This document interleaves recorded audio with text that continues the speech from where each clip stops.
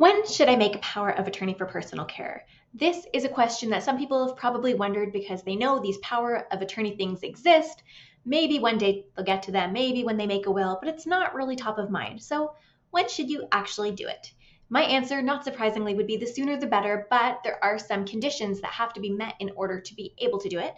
And I want to give you a more practical kind of example to think about to ground when it really makes sense to go and do it. So, first things first, there's a minimum age to make a power of attorney for personal care.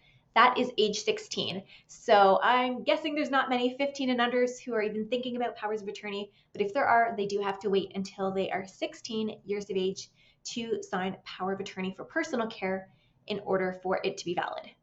The other piece that must be addressed is capacity. A person must be capable of making a power of attorney for personal care. And if they lack capacity, it would not be a valid document. And so somebody might be able to be, capacity can fluctuate. So they might be, maybe they're not capable right now, but they might be in the future. So for example, somebody has a terrible accident and they're on really strong painkillers and they are kind of not great in terms of their memory and they're experiencing some cognitive impairment, it's not going to last forever. That might not be the best window because the power of attorney could be subject to challenge on the grounds that the person who made it was not capable at the time. So thinking about capacity, but the other piece is doing it when someone is definitely capable.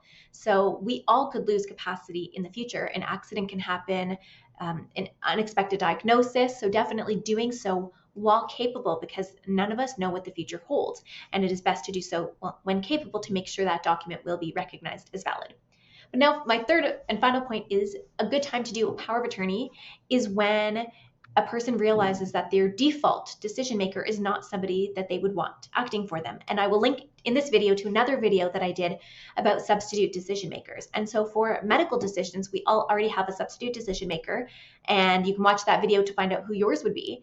But if somebody looks at that list, they go through the list in the law and they say, oh, it would be my brother or my mom, whoever, and I don't want that person making my healthcare decisions, that would be a time to trigger someone to say, well, let me make a power of attorney for personal care because then I have control. I can choose who would make my medical decisions for me if I lose capacity. So that's it in a nutshell. You have to be 16, should be capable, and often best to do so before losing capacity, which could happen to anybody. And if somebody realizes that the default substitute decision maker for treatment decisions is not who they would want, that would be a real good trigger to say, I'm going to go make this document so I can exercise my autonomy and appoint the person who would make decisions for me.